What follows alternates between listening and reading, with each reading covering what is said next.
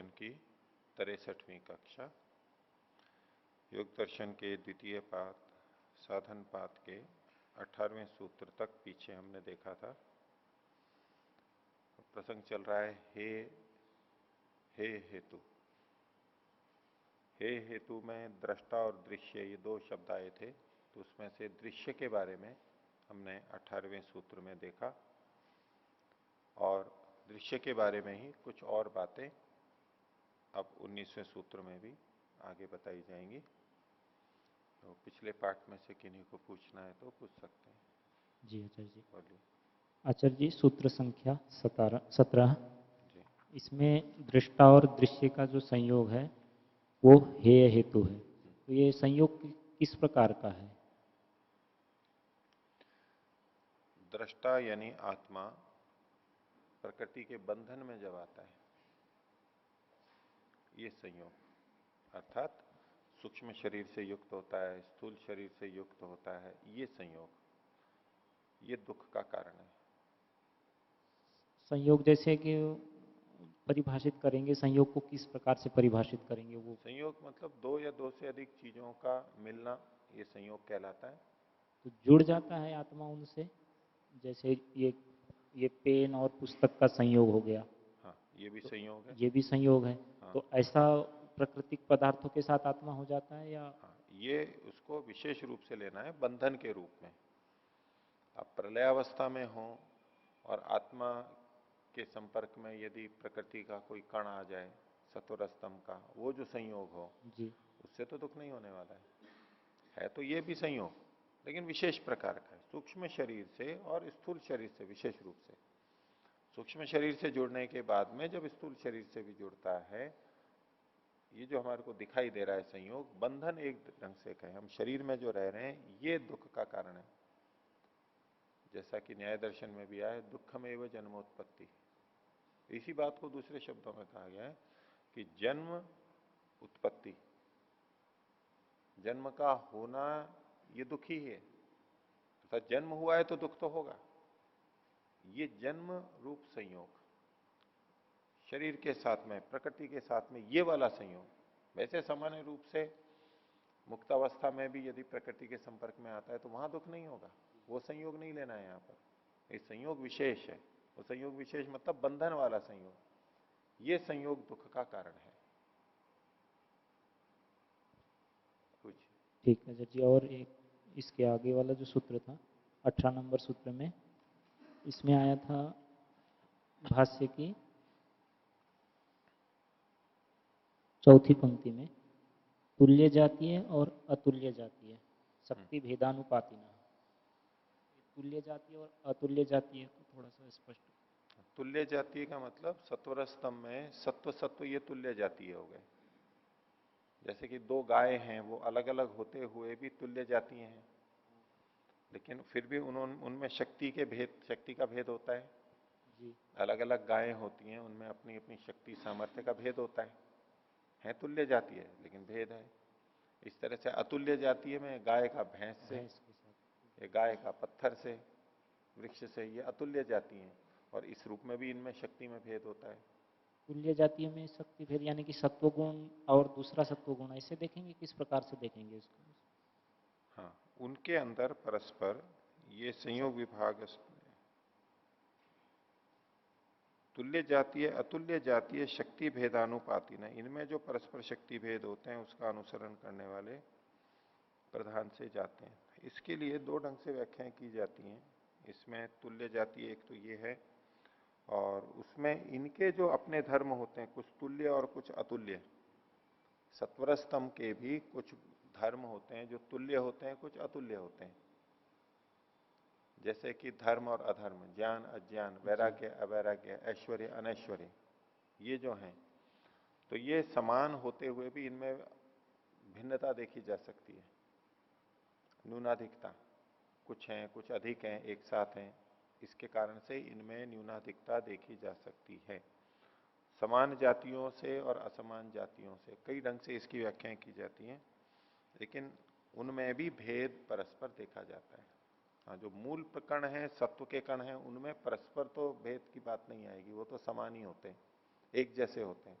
सत्व गुण परस्पर जो है, रजोगुण है वो परस्पर समान है मूलतः। जब अनभिव्यक्त अवस्था में है तब तो वो बिल्कुल समान है। इन समान तुल्य जातियों में भी भेद कब आ सकता है? जब वो अभिव्यक्त होते हैं।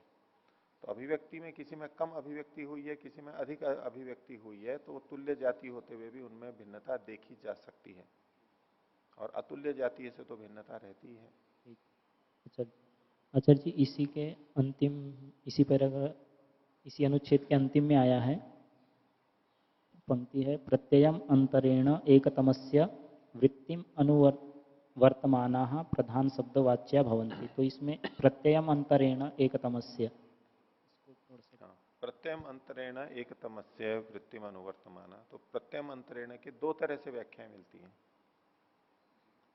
अंतरेण का एक अर्थ तो है बिना, ठीक है। तो प्रत्ययम अंतरेण का मतलब है प्रत्यय के बिना, प्रत्यय के बिना। एक तमस्य वृत्तिम अनुवर्तमान है। प्रत्ययम अंतरेण प्रत्यय के बिना, जब ये सत्वर स्तंभ अपने प्रत्यय यानी अभिव्यक्ति में नहीं होते हैं, स्वयं की अभिव्यक्ति में नहीं होते हैं, तो क्या होता है? तो एक तमस्य वृत्तिम अनुवर्तमान, किसी एक की वृत्ति का अनुवर्तन करते हैं, किसी दूसरे का। वो दूसरा कौन होता है? जिसकी वृत्ति व्यक्त अभी हो रही होती है। इसकी तो अभी व्यक्त नहीं है, दूसरे की व्यक्त है, उसका अनुसरण करने वाले अनुवर्तमान होते हुए प्रधान शब्द से ये कहे जाते हैं। ठीक है ठीक है, जी, ये भी। एक ये अर्थ है। दूसरे ढंग से इसका अंतरेण का मतलब अतिरिक्त।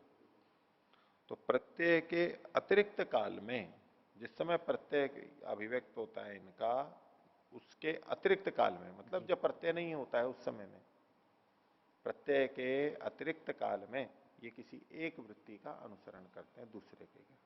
मूल तात्पर्य तो एक ही आएगा। ये भी हो गया आचार्य जी। और एक है इसी में, जो दूसरा अनुच्छेद है, इसकी ऊपर से चौथी पंक्ति, भोग के बारे में बताया। तत्र इष्ट अनिष्ट गुण स्वरूप अवधारणम अविभागापन्नम भोगः। तो इष्ट और अनिष्ट गुण स्वरूप का अवधारण कैसे देखेंगे? इष्ट का मतलब हो गया सुख, अनिष्ट का मतलब हो गया दुख, प्रिय अप्रिय या अनुकूल प्रतिकूल। इनके स्वरूप का अवधारण जिस समय होता है, स्वरूप मतलब इनका जो अपना धर्म है, अवधारण यानी ज्ञान होना। जैसे कि हम कोई भी सामान्य लौकिक चीज उदाहरण ले लें, इस लेखनी को देखा, तो इसके स्वरूप का अवधारण हो गया ना हमारे। स्वरूप मतलब इसका जो अपना है। तो ऐसे ही इष्ट अनिष्ट जो भी वस्तु है, गुण है, कर्म है, कुछ भी है, हमारा इष्ट है अनिष्ट है जो भी, उसका जो स्वरूप मतलब उसका जो अपना गुण धर्म होता है, वो उसका अवधारण यानी तो हमें बोध होना कि हाँ ये चीज ऐसी है। तो इष्ट और अनिष्ट के गुण का अवधारण होना, एक तो ये बात है। मात्र इतना भोग नहीं है, ये अवधारण होने के साथ साथ क्या लिखा है? अवधारणम अविभागापन्नम, जिसमें ये भेद नहीं रहता है कि ये अलग है और मैं अलग हूं। अविभाग से युक्त रहता है, विभाग नहीं रहता है, जबकि है विभाग। ये वस्तु, उसका स्वरूप अलग है, इसका अवधारण हम कर रहे हैं वो अलग है, लेकिन फिर भी हम उसमें एकाकार हो जाते हैं अंदर। तो जब एकाकार हो जाते हैं, इसको भोग कहते हैं। वस्तु के साथ एकाकार। एकाकार, वस्तु के साथ एकाकार मतलब वैसे तो जी। बाहर वस्तु तो हमें अलग दिखाई दे रही, पता है कि ये वस्तु बाहर है, लेकिन अंदर बुद्धि में जो आरूढ़ धर्म है, आत्मा तो उन्हीं को ही देखता है। इन बाहर की चीजों को छोड़ दीजिए, ये तो उदाहरण के लिए है। अब अंदर देखिए, बाहर की वस्तु का जो बिंब अंदर बना, बुद्धि के अंदर जो धर्म उभरा, अब जैसी वृत्ति बुद्धि में चित्त में है, वैसी ही वृत्ति वाला अविशिष्ट चेतन पुरुष होगा, और वो उसमें अपने को अलग नहीं देख पाता है। जैसे क्रोध आया तो यूं लगेगा ना, मैं क्रोधी हूं, मैं कामी हूं, मैं लोभी हूं, मैं सुखी हूं, मैं दुखी हूं। उसको सुख दुख को अपने से अलग नहीं देखता है, वो बिल्कुल अपना ही समझता है। तो जिस समय में हमारा इन वस्तुओं का ज्ञान होता है और वो अविभागापन्न होता है, उसमें भेद नहीं रहता है, पृथकता का बोध नहीं होता है हमारे को, ये भोग की स्थिति है।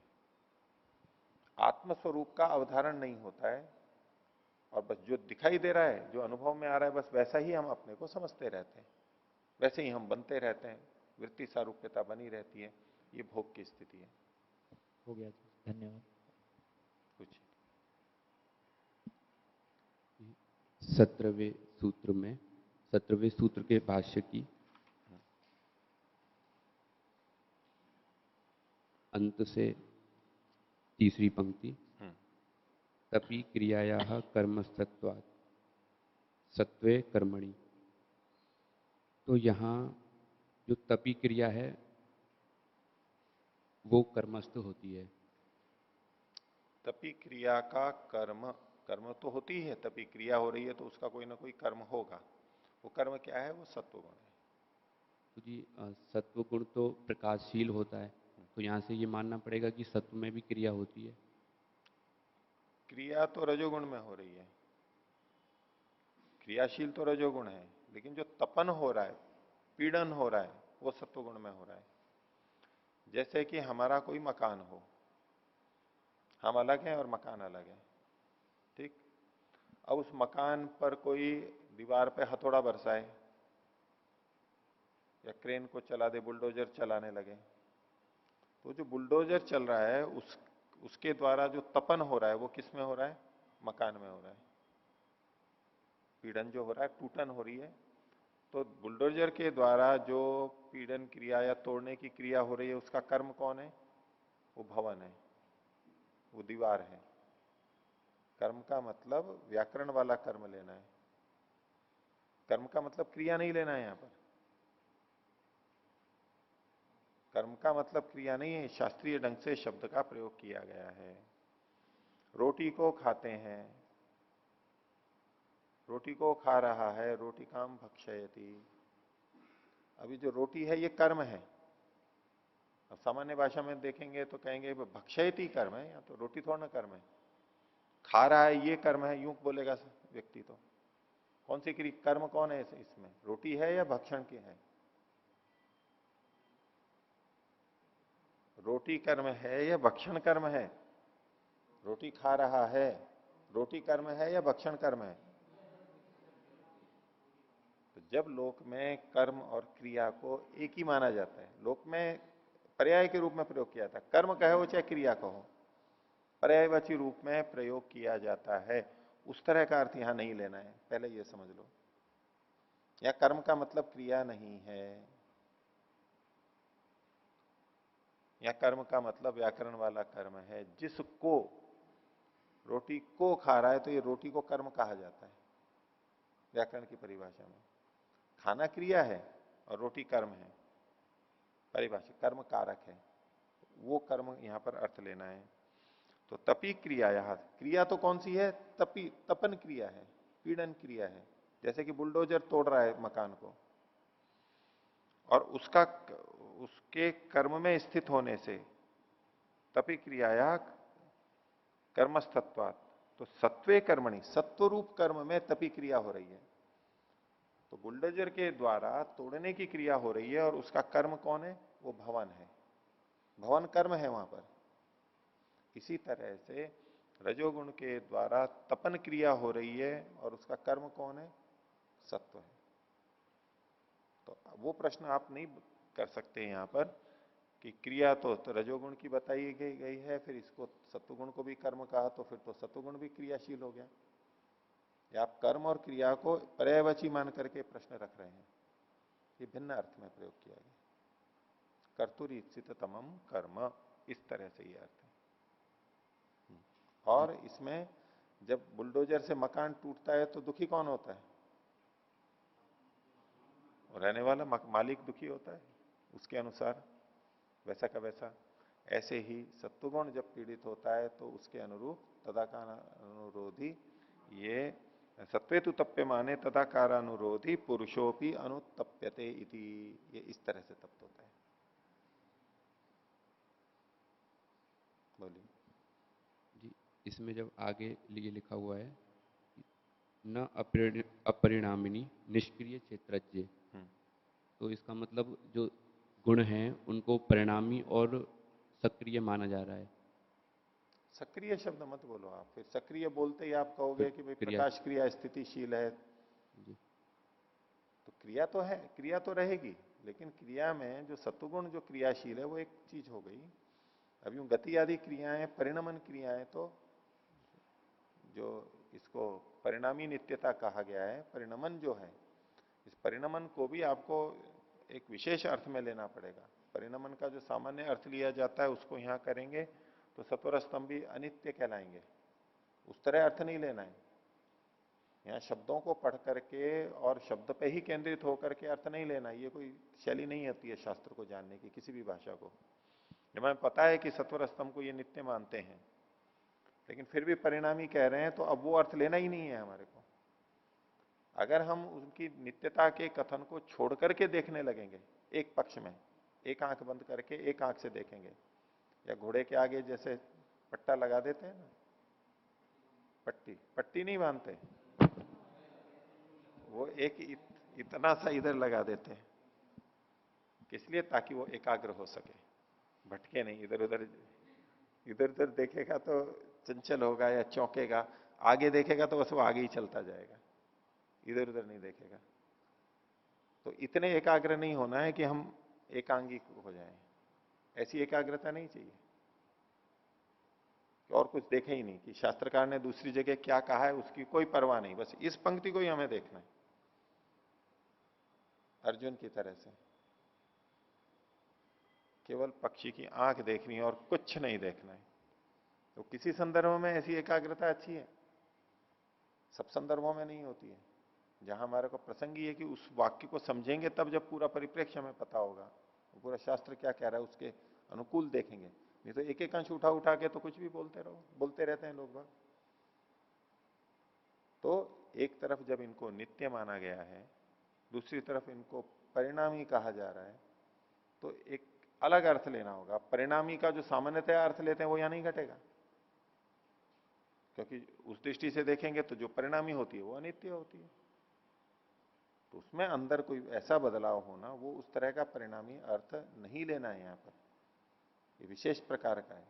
उसी अर्थ में जितना खोला गया बस उतना ही पता लगता है कि कुछ है तो सही, बदलाव तो होता है। अब वो बदलाव कैसा है कि जो आत्मा और परमात्मा में नहीं होता है।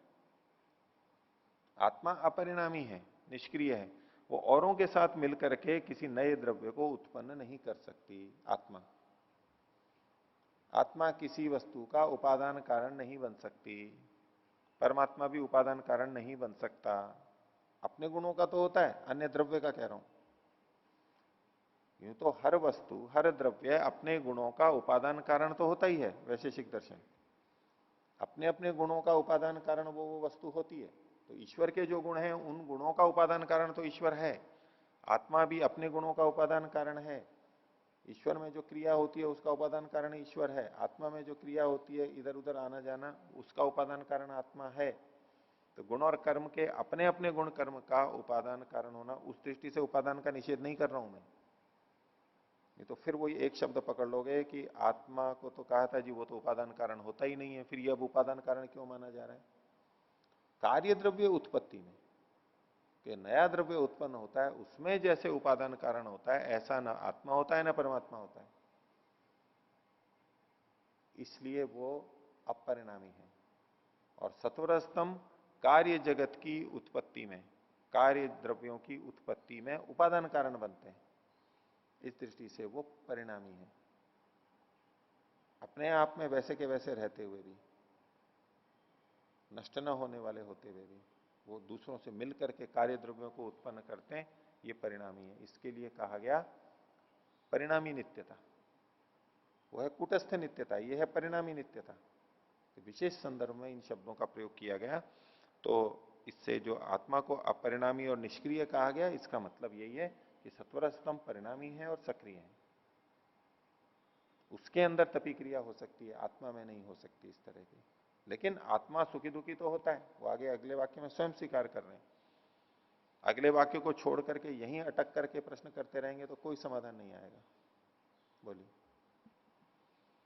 जी। इसी के आगे जो दर्शित विषयत्वाद है, ये आगे वाली पंक्ति के लिए ये हेतु बन रहा है ना? पहले वाले के लिए न अपरिणामिनी निष्क्रिय क्षेत्रज्ञ, क्योंकि सारे विषय उसी के लिए दिखाए जाते हैं, दर्शित विषय वाला होने से। आत्मा के लिए ही तो ये सब कुछ है। इंद्रियां, मन, सारे प्रकृति, ये किसके लिए है? उसके, इनके द्वारा किसको विषय दिखाए जा रहे हैं? आत्मा के लिए।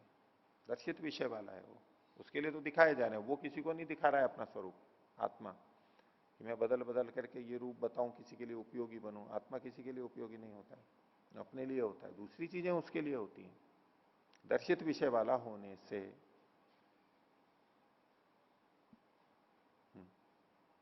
ये तो हुआ जी। आगे जी 18वें सूत्र के भाष्य में जो अपवर्ग की जो इन्होंने परिभाषा दी है, स्वरूप अवधारणम अपवर्ग, तो ये इसमें ऐसा प्रतीत हो रहा है कि ये अतिव्याप्ति दोष से ग्रस्त है। बताइए। क्योंकि स्वरूप का अवधारण तो जीवन के रहते हुए भी हो जाता है, हो जाता है, तो फिर उसको भी अपवर्ग कहना पड़ेगा। उसको भी अपवर्ग कहा जा रहा है। यहाँ पर कहा जा रहा है, कहा जा रहा है, उसको भी अपवर्ग कहा जा रहा है। वो मुक्त अवस्था, जीवन मुक्त उसको जब हम कह देते हैं, जीवित रहते हुए हम उसको मुक्त कह रहे हैं, यानी मुक्ति की प्राप्ति की है उसने, अपवर्ग की प्राप्ति की है उसने। लेकिन ये नितांत मुक्ति नहीं है, ये ठीक है। जीवित अवस्था में भी भोग हो रहा है और अपवर्ग भी हो रहा है। जीते जी मुक्त हो गया है वो, जीवन मुक्त है वो। तो जब तक एकाकार स्थिति रहती है और भोग होते रहते हैं इष्ट अनिष्ट के, और अविभागापन्न होता है, तब तक तो भोग कहलाएगा ये, कि अभी भोग की अवस्था चल रही है। और जब वो उससे ऊपर उठ गया है, अपने स्वरूप का अवधारण हो गया है, और इनको अलग है, जान तो रहा है इनको, लेकिन इनको अलग जान रहा है, ये अलग है, मैं अलग हूं, अपना ये स्वरूप का अवधारण जब हो गया, ये अपवर्ग की स्थिति है। छूट गया है वो, उससे अलग है, उसमें रहते हुए भी अलग है, लेकिन वो जीवन मुक्त है अभी, शरीर नहीं छूटा है, नितांत अपवर्ग नहीं है। तो इसको कौन रूप से अपवर्ग कहा जाता है? अपवर्ग की यहां से शुरुआत हो जाती है, नितांत मुक्ति अलग है। तो ये भी वैसी ही बात है, इसमें कोई अतिव्याप्ति नहीं है। इसके प्रारंभिक भाग को ये कहा जाता है, शास्त्र का ऐसी शैली है, बोलते हैं। जी। क्योंकि जीवन मुक्त में तो ठीक है, लेकिन उससे भी पहले अपना अवधारण तो हो जाता है, स्वरूप का अवधारण तो ले सकते हैं उसको भी, वहां पर भी उसको फिर। भी ले सकते हैं। उसके पहले वाला जो भाग है जहां बिल्कुल अलग हो जाता है, वास्तव में तो पूरा अलग तब होता है जब असंप्रज्ञात समाधि लगती है, जब गुणों से भी वितृष्णा हो जाती है, विवेक ख्याति से भी अपने को अलग समझता है, उसको भी परिणामी समझता है, वो वास्तविक स्थिति है। पर वैराग्य से पहले जो ज्ञान होता है, वहां तक उसको भी ले लिया गया। जीवन मुक्त को तो लेते ही हैं, उससे पहले का भी जो भाग है उसमें उतनी देर के लिए, जितने समय तक उसने अपनी ये स्थिति बनाई है, स्वरूप का अवधारण है, बिल्कुल विवेक की स्थिति है, संस्कार भले ही है, वृत्ति के स्तर पर वो अपने को बिल्कुल ठीक देख रहा है, वो भी अपवर्ग की स्थिति है, वो भी भोग नहीं है, वो भी मुक्त जैसी स्थिति है। जीवन मुक्त एक फिर पारिभाषिक शब्द हो गया, जो कि हम संस्कारों के दग्ध बीज होने के बाद में कहते हैं। जैसा जीवन मुक्त अनुभव करता है, वैसा ही उससे पहले वाला भी अनुभव करता है। अंतर यह है, एक के संस्कार शेष है, एक के संस्कार शेष नहीं है।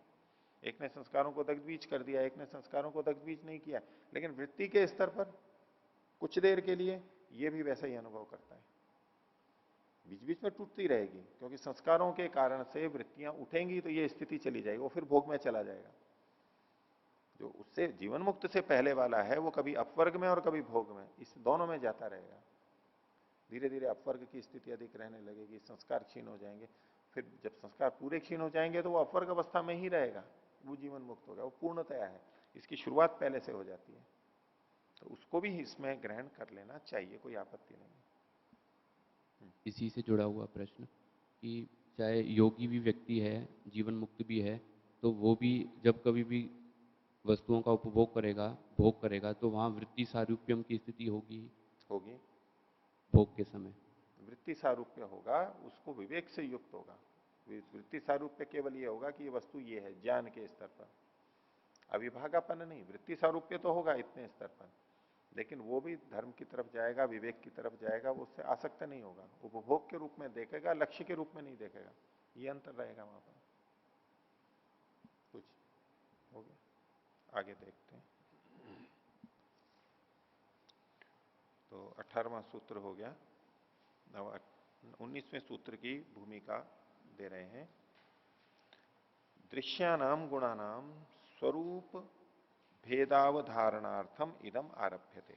ये जो सूत्र आगे प्रारंभ किया जा रहा है वो दृश्य के, दृश्यानाम अर्थात गुणानाम, गुणों के, सत्वर स्तंभ के स्वरूप के भेद के अवधारण के लिए, उनके भिन्न भिन्न स्वरूप होते हैं, भिन्न भिन्न अवस्थाओं में वो आते रहते हैं, परिणमित होते हैं, उसका अवधारण करने के लिए, उसका निश्चय करने के लिए सूत्र बनाया जा रहा है। पिछले सूत्र में दृश्य को बता दिया था, प्रकाश क्रिया स्थिति शीलम भूतेन्द्रियात्मकम भोगापवर्गार्थम दृश्यम। लेकिन इन दृश्यों का, सत्वर स्तंभ का जो स्वरूप है द्रव्य के रूप में, उसके क्या क्या भेद होते हैं, वो किस क्रम से होता है, उसको बताने के लिए ये अगला सूत्र है। दृश्य की ही और व्याख्या की जा रही है। तो सूत्र है विशेष अविशेष लिंग मात्र अलिंगानी गुण परवाणी। गुण के पर्व, पर्व मतलब गुण के प्रविभाग, भेद, विभाजन, वो किस किस रूप में बदलता है। जैसे कि गन्ने की पोरियां होती हैं, पर्व होते हैं, उससे हम भिन्नता कर लेते हैं, ये पोरी है, ये पोरी है, अलग अलग कर देते हैं। तो ऐसे ही गुण के जो पर्व हैं, भिन्नताएं हैं, वो ये चार प्रकार की यहां पर बताएं। एक है विशेष, दूसरा है अविशेष, तीसरा है लिंग मात्र और चौथा है अलिंग।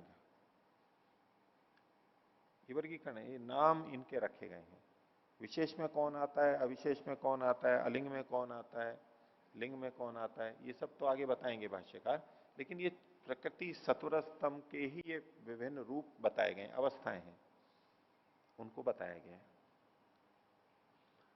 तो विशेष के बारे में बताते हैं, देखिए भाष्य में, तत्र आकाश वायु अग्नि उदकम उदक भूमयो भूतानी।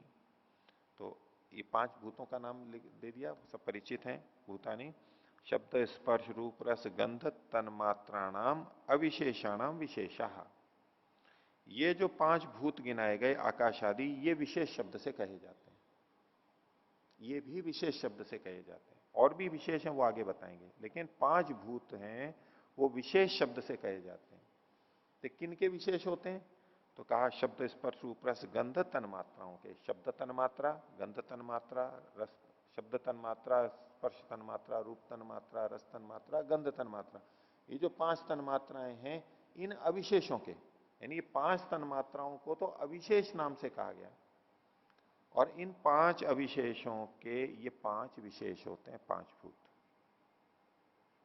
ठीक है।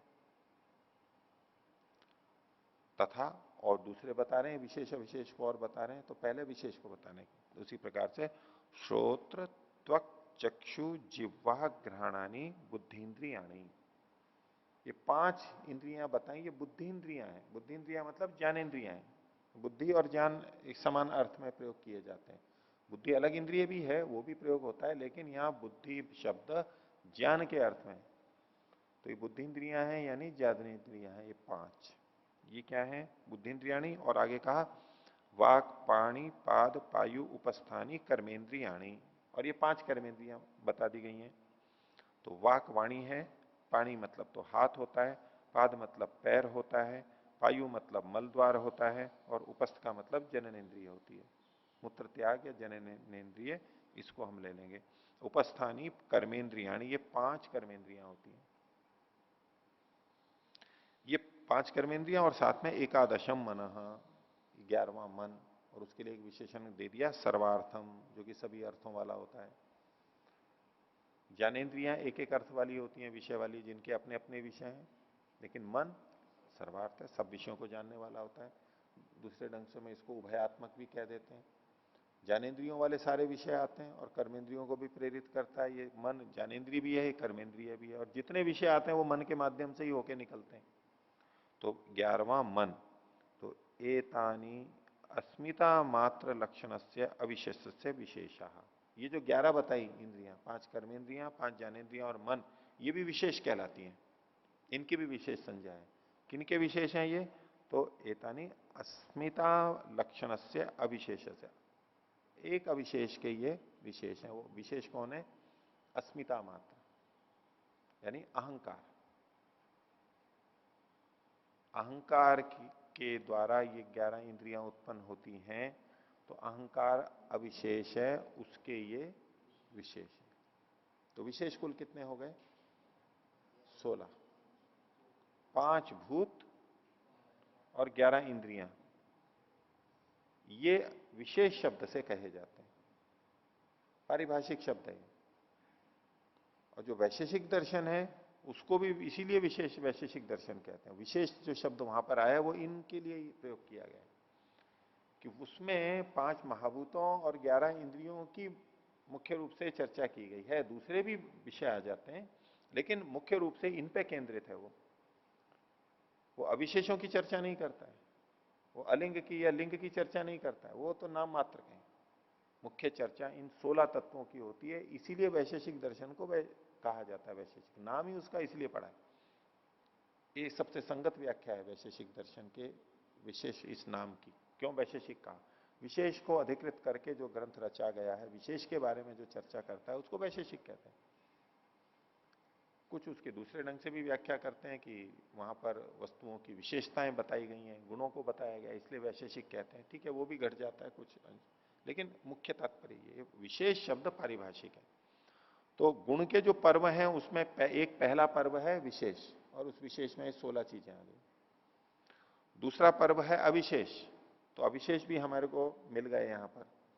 तो 5 तो तन्मात्राएं और एक अहंकार, ये 6 अविशेष शब्द से कहे जाते हैं।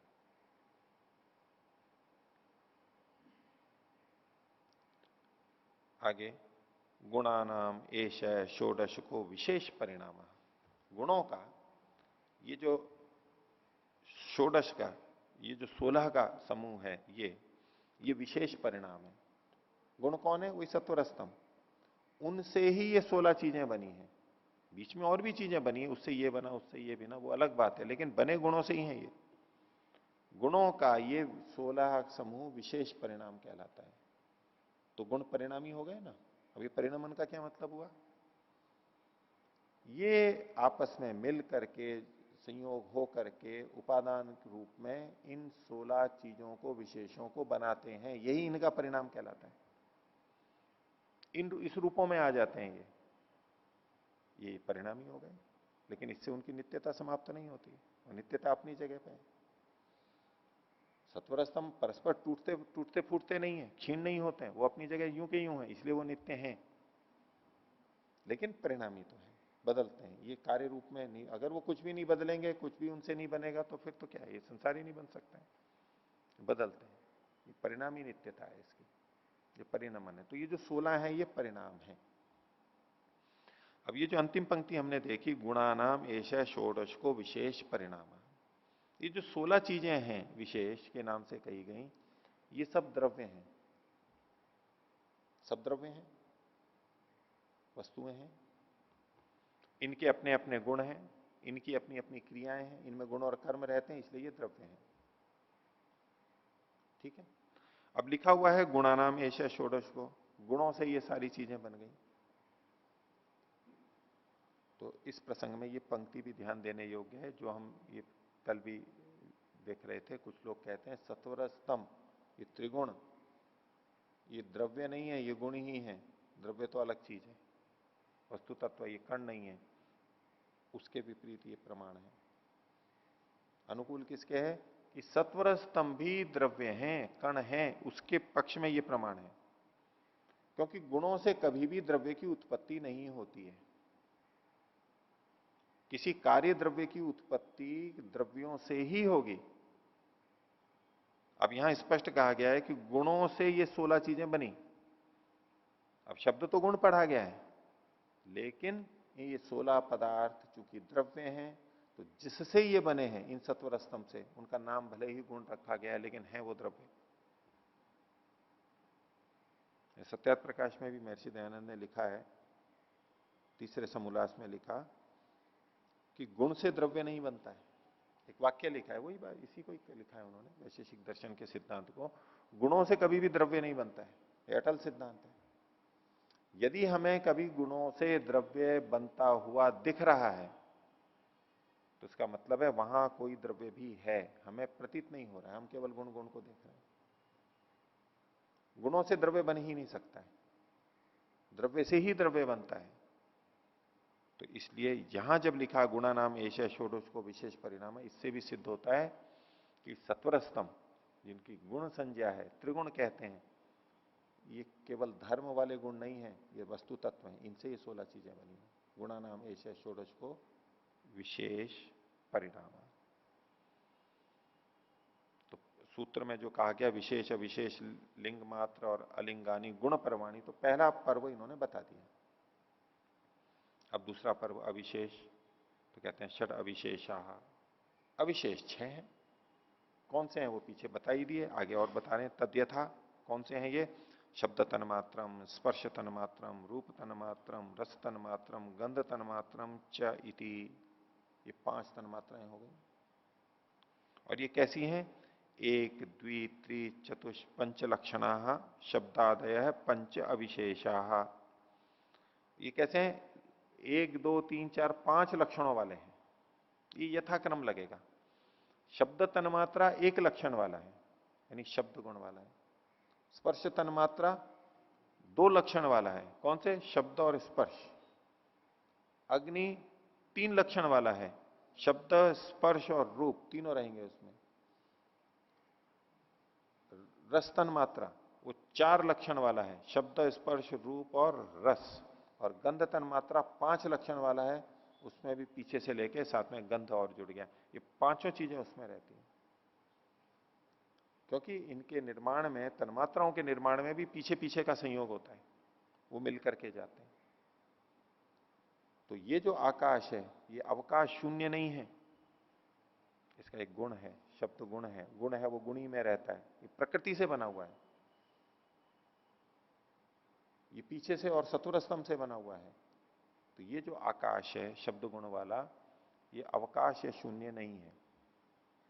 अवकाश शून्य के लिए आकाश शब्द का प्रयोग करते हैं, किया जा सकता है, वो अलग अर्थ में है, लेकिन समझना होगा कि यहां आकाश शब्द किस अर्थ में आया है।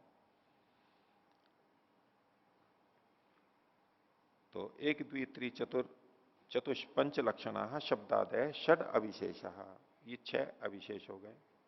तो 5 तो ये बता दिए, नहीं शब्दादय पंच अविशेषा। और षष्ठश्च अविशेषो अस्मिता मात्र। छठा अविशेष कौन है? अस्मिता मात्र, यानी अहंकार। अहंकार भी अविशेष आ जाएगा। तो 6 चीजें हो गई। एते, ये 6, ये 6 अविशेष सत्ता मात्र से आत्मनो महत शो षड अविशेष परिणाम। ये 6 किससे बने? तो सत्ता मात्र से आत्मनो महतः, महतत्व के ये 6 अविशेष परिणाम है। ये 6 किससे बने हैं? महतत्व से बने हैं। वो महतत्व कैसा है? सत्ता मात्र से आत्मनः महतः। सत्ता मात्र, सत्ता जिसकी प्रकट हो गई है, इतना मात्र, ऐसे स्वरूप वाले, आत्मनः मतलब स्वरूप वाले महत के ये 6 अविशेष परिणाम है, उससे ये बने हैं। अब यहां आत्मनः का मतलब आत्मा नहीं लिया जाता है। आत्मनः महता, महत आत्मा के, बड़ी आत्मा के, उसी के ये परिणाम है, ऐसा अर्थ नहीं लिया जाएगा। आत्मा शब्द यहां पर स्वरूप का वाचक है, स्वरूप का वाचक है। आत्मा शब्द से चेतन तत्व नहीं लिया जाता है यहां पर। एते सत्ता मात्र से आत्मनो महता षड अविशेष परिणाम, षड अविशेष परिणाम। आत्मा शब्द और आगे भी आएगा, और इसकी पुष्टि के लिए आप एक अगला सूत्र देख सकते हैं, 21वां देखिए, 21वां सूत्र। आत्मा शब्द का देखो कैसे सूत्र से भी पता लगता है, और भाष्य के भी आगे, और वहीं हम देखेंगे और भी 2 जगह और आएगा यही शब्द। 21वां सूत्र क्या है? तदर्थ एव दृश्य से आत्मा। तदर्थ उसी के लिए, उसको, उसके लिए, किसके लिए? तो पीछे दृष्टा के बारे में बताया 20वें सूत्र में, दृष्टा के लिए, तदर्थ उस दृष्टा के लिए। दृश्य से आत्मा, दृश्य की आत्मा है। दृश्य कौन? सत्वर स्तंभ और उससे बनी हुई चीजें। तो दृश्य की भी आत्मा होती है, दृश्य की भी आत्मा होती है। ये जो दृश्य है उसमें भी आत्मा होगी। पृथ्वी की भी आत्मा है, जैसा कुछ संप्रदायों में माना जाता है। जल की भी आत्मा है। इन सबकी अपनी अपनी आत्मा है, उनको उसमें और चेतन तत्व मानते हैं। तो तदर्थ एव दृश्य से आत्मा, तो यहाँ आत्मा अर्थ तो घटेगा नहीं, आत्मा का मतलब स्वरूप। और इसी को समझने के लिए स्पष्ट किया व्यास भाष्य में, देखिए तदर्थ एव दृश्य से आत्मा भवती स्वरूपम भवती इत्यर्थः। दृश्य की आत्मा होती है मतलब स्वरूप होती है। आत्मा शब्द यहां पर स्वरूप के लिए आए, अंत साक्ष्य है। ये विशेष शब्द होते हैं, पारिभाषिक शब्द विशेष अर्थों में प्रयोग किए जा रहे थे, और आज हम यदि उस परंपरा को छोड़ दें और आज हम आत्म शब्द का जो अर्थ लेते हैं वो लेने लग जाएंगे तो भ्रांति होगी हमारे को, हम गलत अर्थ ले लेंगे, वक्ता के अभिप्राय से भिन्न अर्थ ले लेंगे। ये तो अंत साक्ष्य मिल गया है हमारे को, उससे एकदम पक्का हो जाता है, कोई संदेह ही नहीं है। आत्मा का मतलब स्वरूप है यहां पर, प्रकृति की आत्मा मतलब प्रकृति का अपना स्वरूप। नहीं भी होता, ये अंत साक्ष्य नहीं भी मिलता तो हम कैसे निर्णय कर लेते? और बाकी प्रमाणों के आधार पर, क्योंकि हमें पता है कि प्रकृति जड़ होती है, उसमें चेतन वाली आत्मा नहीं होती। परमात्मा उसमें रहता है वो एक अलग बात है, लेकिन ये खुद चेतन नहीं होते, आत्मस्वरूप नहीं होते हैं, इसलिए वो अर्थ वहां घटता ही नहीं है। घटता नहीं है तो हम वो अर्थ लेंगे ही नहीं वहां। जब भी अर्थ लिया जाता है तो पूरे वांग्मय को देखते हुए अर्थ लिया जाता है। ये जिस परंपरा का ये ग्रंथ है, वैदिक परंपरा का ग्रंथ है, वैदिक दर्शन है, तो उस वैदिक परंपरा का अर्थ देखते हुए यहां पर अर्थ किया जाता है, मनमाना नहीं किया जाता है। और कई लोग देखने लगते हैं कि नहीं हम तो केवल योग दर्शन के आधार पर करेंगे निर्णय। योग दर्शन जिस पे आधारित है उस पृष्ठभूमि को आप कैसे छोड़ सकते हैं? एक लेख लिखा हुआ है, उसकी एक पंक्ति उठा ले, फिर कहे कि नहीं जी मैं तो केवल इसी पंक्ति को देखूंगा। कैसे? आगे पीछे क्या लिखा हुआ है उसको देखते हुए उस पंक्ति का ठीक अर्थ आएगा। तो ये ग्रंथ अलग अलग तो हैं, लेकिन ये श्रृंखला के ग्रंथ हैं, परंपरा के ग्रंथ हैं, उसके भाग हैं, एकदम ऐसे स्वतंत्र नहीं है कि किसी वक्ता ने, लेखक ने केवल अलग से कुछ बोल दिया या लिख दिया है। ऐसे ग्रंथ नहीं है ये। योग का अनुशासन है, पीछे से चला आ रहा है, उस सबको देखते हुए कि चलो ये जना इसको लिख रहा है, ये इसको लिख रहा है, आपस में जोड़ करके होते हैं। जैसे कि आज विज्ञान हो तो रसायन विज्ञान है, भौतिक विज्ञान है, गणित विज्ञान है, ये अलग अलग पुस्तकें मिलेंगी इनकी, लेकिन इनमें कोई ऐसा अर्थ हम निकाल लें जो दूसरे विज्ञान से विपरीत जाता हो, ये थोड़ा ना कर सकते हैं। तो कहते नहीं ये तो मैं केवल रसायन में जो लिखा है मैं तो केवल यही अर्थ लूंगा इसका। भाई ये अलग पुस्तक भले ही है, लेकिन इस सारे परिप्रेक्ष्य में भौतिक विज्ञान भी वहां उसके विपरीत अर्थ नहीं ले सकते आप रसायन विज्ञान में, गणित में से भिन्न अर्थ यहां नहीं ले सकते। यहाँ जो जो चीजें आएंगी अस्पष्ट है, शब्द लिखा है तो वो पारिभाषिक लिए जाएंगे, गणित का संदर्भ है तो गणित वाला अर्थ ही यहां पर लिया जाएगा। तो अलग अलग पुस्तक होते हुए भी एक पूरे तंत्र विज्ञान के भाग हैं, भौतिक, रसायन ये और जीव विज्ञान आदि, तो उसके संदर्भ में ही बात की जाती है। ऐसे ये किसी एक लेखक की यूं ही अलग से रचना नहीं है स्वतंत्र, ये पूरे वैदिक वांग्मय, पूरे ज्ञान की श्रृंखला का एक भाग है। तो जो अर्थ संगत है वही लिया जाता है, मनमाना अर्थ नहीं ले सकते। जो शब्द दिखा और उसका जो अर्थ प्रचलित है, आज प्रचलित है, वो हम नहीं ले सकते, हर जगह नहीं ले सकते। ये हमें हमेशा ध्यान रखना पड़ेगा, नहीं तो पदे पदे भ्रांतियां होंगी। अधिकांश भ्रांतियों का यही कारण है, हम प्रसंग से नहीं देखते। तो फिर से आ जाइए यहां पर 19वें सूत्र में, एते 17 मात्र से आत्मनो महता षड विशेष परिणाम। सत्ता मात्र आत्मन, सत्ता मात्र वाले स्वरूप वाले महत के ये 6 अविशेष परिणाम है। आगे यत् परम अविशेषेभ्यो, परम ये म हलंत है, म और अविशेषेभ्यो ऐसा करना है, जो ये अविशेषों से भी परम है। परम अविशेषेभ्य, अविशेषों से भी जो परम है, अविशेषों से भी और सूक्ष्म है, क्योंकि पहले विशेष थे, विशेष से अविशेष है। तो कार्य स्थूल होता है, कारण सूक्ष्म होता है उससे, और उससे पीछे जाएंगे उसके घटक देखेंगे तो और सूक्ष्म जाएंगे, वो उससे परम है, ऊंचा है, सूक्ष्म है। तो जो यत् तत् परम अविशेषेभ्य, इन अविशेषों से, इन 6 अविशेषों से भी जो परम है, ऊपर का है, सूक्ष्म है, वो क्या है? लिंग मात्रम, लिंग मात्र, केवल लक्षण मात्र है वो। जो सूत्र में कहा गया था विशेष अविशेष लिंग मात्र, ये लिंग मात्र आ गया है उसका, लिंग मात्रम। उसी लिंग मात्र को आगे खोल दिया महत्तत्वम, महतत्व है ये। इस महतत्व में तस्मिन, तस्मिन एते सत्ता मात्रे, तस्मिन सत्ता मात्रे महति, उस सत्ता मात्र महत में ये कौन? ये अविशेष, विशेष से अविशेष, अविशेष से लिंग मात्र जो है, ये लिंग मात्र है, महत है उसी में। तो तस्मिन सत्ता मात्रे महति एते, एते मतलब ये 6 अविशेष, आत्मनि महती आत्मनि, ये महती आत्मनि वही महत महत स्वरूप वाले में, आत्मनि मतलब ये स्वरूप अर्थ है यहां, फिर महती आत्मनि अवस्था है उसमें स्थित होकर के विवृद्धि काष्ठाम अनुभवंती, वृद्धि की पराकाष्ठा को, अपने स्वरूप की प्राप्ति को अनुभव करते हैं, वहां बनते हैं। यानी ये जो 6 अविशेष बने, महतत्व नहीं, अहंकार और 5 तन्मात्राएं, ये बनी है महतत्व से।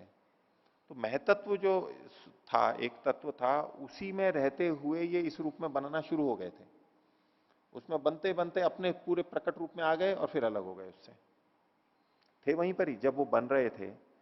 ऐसा नहीं कि महतत्व से कुछ अलग चीजें निकली और फिर वहां पर बनी, तब अहंकार बना और तब 5 तन्मात्राएं बनी, नहीं, जिस समय वो महतत्व था वहीं उस महतत्व में ही ये बनने लग गई, उसी में कुछ क्रिया हुई महतत्व में और वहां बन गई और बन करके अलग हो गई।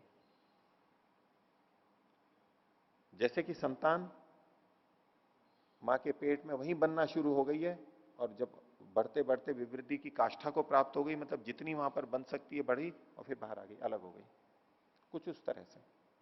तो ये 6 अविशेष उस महतत्व में, जो अलिंग शब्द से कहा जा रहा है, जो लिंग मात्र शब्द से कहा जा रहा है, उसमें विवृद्धि की काष्ठा को अनुभव करते हैं। उनकी अपनी जितनी विवृद्धि हो सकती है, बढ़ाई हो सकती है, निर्माण हो सकता है, उस सीमा को अनुभव करते हैं, बन जाते हैं पूरे और फिर बाहर आ जाते हैं। अब मनुष्य संतानों का तो उदाहरण है कि जन्म के बाद में भी उनकी वृद्धि होती है, लेकिन इनके लिए ऐसा नहीं है कि पूरे वहां बन जाते हैं, बन करके आ जाते हैं बाहर। तो विवृद्धि काष्ठम अनुभवंती, बन रचना के समय में ऐसा होता है। अर्थात इन 6 अविशेषों का कारण लिंग मात्र है, महतत्व है। और जब ये नष्ट होते हैं तब क्या होता है, तो उसके लिए आगे कह रहे हैं प्रतिसंसृज्य मानाश्च, जब प्रतिसंसृज्य हो रहे हैं, प्रतिसर्जन हो रहा है या प्रतिप्रसव हो रहा है। सृज्यमान मतलब तो उत्पत्ति हो गई, सृजन हो रहा है, सर्जन हो रहा है। संसृज्यमान अच्छी तरह से बनते हैं। और प्रतिसंसृज्यमान मतलब उल्टा, जब वो प्रलय हो रहा है, उनका विखंडन हो रहा है, नाश हो रहा है, तो प्रतिसंसृज्यमान होते हुए ये 6 अविशेष। प्रतिसंसृज्यमानाश्च तस्मिन एव सत्ता मात्र, उसी सत्ता मात्र में यानी महतत्व में, महती आत्मनी अवस्था है, उस महान स्वरूप वाले में। अब फिर ये आत्मा शब्द आ रहा है, आत्मनी, महती आत्मनी अवस्था है, उसमें रह करके, उसमें हो करके, उसमें रहते हुए फिर आगे क्या होते हैं, यत तत्, जो वह, एक और चीज के लिए बताया जा रहा है, लिंग अलिंग के लिए। तो यत तत्, वो जो, यत तत् निसत्ता सत्तम, वो जो, वो कैसा है, निसत्ता सत्तम, सत्ता और असत्ता से रहित है, जो जिसकी सत्ता भी नहीं है और असत्ता भी नहीं है। ना असत आसित न सद आसित, वही प्रकृति का वही सारा है। अलिंग है, अव्यक्त है, इस तरह के, अप्रकट है, इस तरह के शब्दों से प्रयोग किया जाता है। तो क्या निसत्ता सत्तम, वो सत्ता से भी रहित है और असत्ता से भी रहित है। अब सत्ता और असत्ता दो परस्पर विपरीत शब्द हैं, विरोधी शब्द हैं।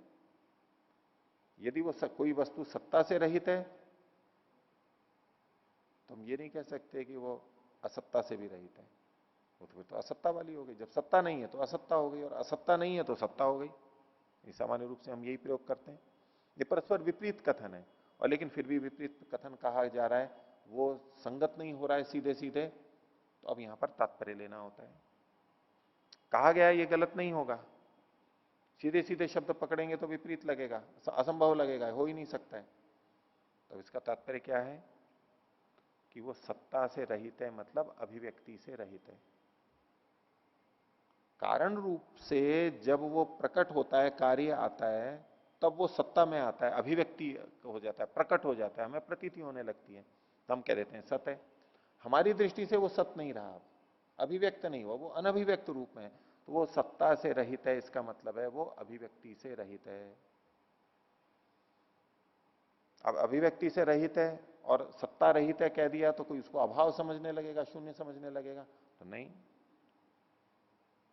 वो असत्ता से भी रहित है, अभाव से भी रहित है, यानी भाव तो है वो, अभिव्यक्ति से रहित है, लेकिन सत्ता तो उसकी फिर भी है, ये इसका तात्पर्य है। नहीं सत्ता सत्तम, तो पहली सत्ता का मतलब अभिव्यक्ति से रहित है, और दूसरी असत्ता से रहित है मतलब सत्ता विद्यमानता, भाव से रहित, अभाव से युक्त नहीं है वो, अभाव से रहित है यानी भाव वाला है वो। तो यत तत् निसत्ता सत्तम, इसी को खोल दिया दूसरे रूप में, निसत असत, सत से रहित है और असत से भी रहित है, बिल्कुल वही तात्पर्य लिया जाएगा, निसत असत। फिर एक शब्द को और, नि असत। अब ये जो हम असत से रहित है, वो असत से रहित है, निर असत, तो कहा अव्यक्तम, इसमें अर्थात वो अव्यक्त है, अव्यक्त है, व्यक्त नहीं है, ये तात्पर्य खोल रहा है शब्द भी इस बात को, जो हम सत्ता से रहित का अव्यक्त अर्थ कर रहे थे, वो तात्पर्य यहां पर खोला जा रहा है। तो नहीं सत अव्यक्तम, इसी को आगे कहा अलिंगम, लिंग रहित है, चिन्ह रहित है, उसकी पहचान नहीं हो सकती, उसका परिचय नहीं होता, पहचाना नहीं जा सकता हमारे द्वारा। अलिंगम प्रधानम, जो प्रधान है, तत्प्रतियंती, उसकी ओर चले जाते हैं। कौन? ये अविशेष। ये जो 6 अविशेष हैं प्रलय काल में उसी में रहते हुए, यानी उसी महतत्व में रहते हुए फिर सत्वर स्तंभ में बदल जाते हैं। प्रक्रिया बताई जा रही है। तत्प्रतियंती, उस प्रधान की तरफ चले जाते हैं। एश तेषाम लिंग मात्र परिणामो, यह कौन? ये बुद्धि तत्व, महतत्व। तेषाम, तेषाम मतलब उन त्रिगुणा नाम, उन 3 गुणों का, लिंग मात्र परिणाम, लिंग मात्र परिणाम है, लिंग मात्र परिणामो निसत्ता सत्तम च अलिंग परिणाम इति।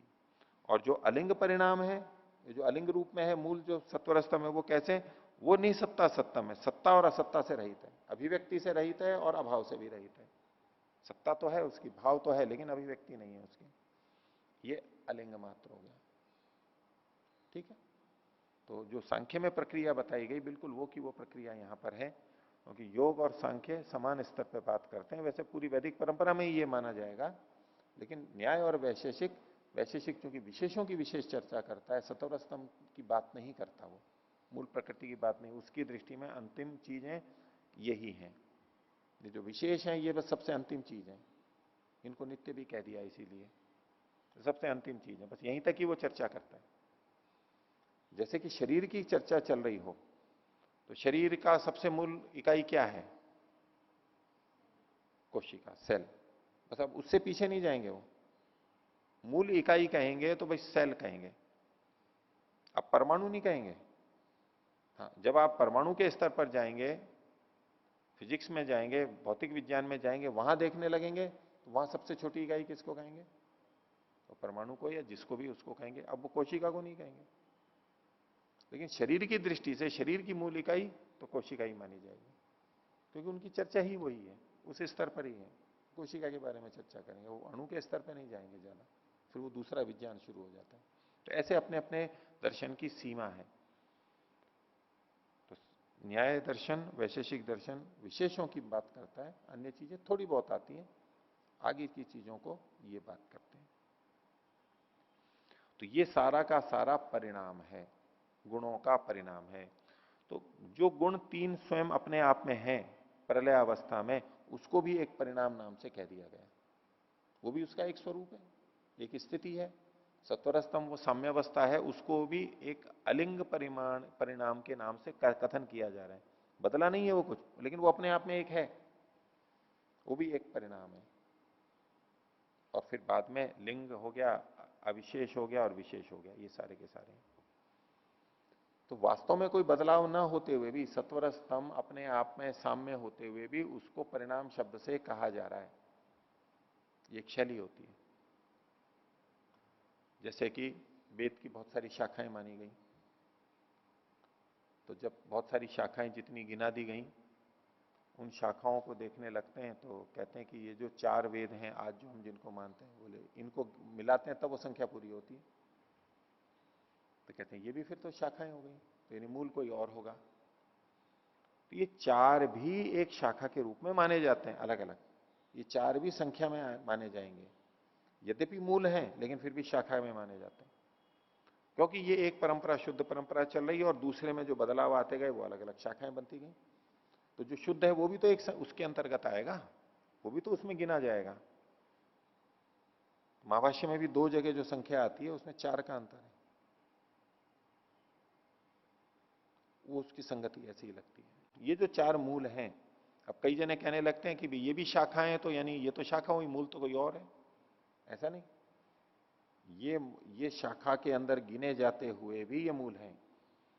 जैसे कि प्राण है 5, तो प्राण, उदान, व्यान, अपान, समान, ये पांचों किसके भेद हैं? प्राण के भेद हैं। प्राण के भेद होते हुए भी 5 के अंदर प्राण को अलग से गिना गया है। क्यों गिना दिया गया? 5 क्लेश हैं, अविद्या, अस्मिता, राग, द्वेष, अभिनिवेश, ये सारे क्या हैं? अविद्या के ही रूप हैं। लेकिन फिर भी अविद्या को एक अलग से गिना गया, स्वतंत्र भी गिना गया है विशेष प्रयोजनों से। कोई कहने लगे कि भाई अविद्या, अस्मिता, राग, द्वेष, अभिनिवेश, ये 5 क्लेश हैं, ये 5 भेद हो गए, तो जो अविद्या मूल कहे जा रहे हैं सब में, तो फिर इसको पांचों में क्यों गिना है? इसको प्राण के भेद हैं, ये सारे प्राण के भेद हैं, तो प्राण को भी अलग से यहां क्यों गिना गया है? वेद के भी 5 मूल हैं, उसके भेद बहुत सारी शाखाएं हैं, लेकिन जब पूरा वर्गीकरण करेंगे तो उन 5 को भी तो, उन 4 वेदों को भी तो गिनना होगा, तो इसलिए वो संख्या के अंतर्गत आते हैं मूल होते हुए भी। ऐसे ही सत्वर स्तंभ के ये बाकी सब परिणाम हैं, विशेष, अविशेष और लिंग मात्र। अलिंग तो वो स्वयं ही है, अपने आप में वो कोई परिणाम नहीं है, लेकिन फिर भी उनको परिणाम कहा गया, क्योंकि जब हम उसका देखेंगे कि गुण के पर्व कौन कौन से हैं, गुण के पर्व बताना चाहते हैं, तो जो अलिंग अवस्था है वो भी एक पर्व है, वो भी उसका एक स्वरूप है, एक स्थिति है कि हाँ ये अलिंग अवस्था है। सत्वर स्तंभ की जो साम्य अवस्था है, तो उसको भी परिणाम शब्द से कहा गया। अब यहां फिर परिणाम शब्द को लेकर भ्रांति नहीं पैदा करनी है।